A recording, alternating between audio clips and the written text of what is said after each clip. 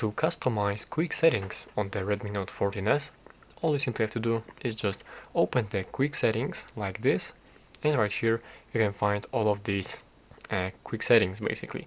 And if you want to customize them, just go all the way down in your quick settings and you'll be able to find this edit button. So let's tap it, and right now you can customize these quick settings. So you can grab any buttons right here, drag them around, change their position, and like this. You can also add some more buttons and you can find them right here.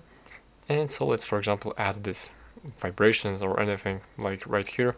So you can add these buttons. You can also remove them by pressing this minus icon right here. You can add them by pressing the plus icon.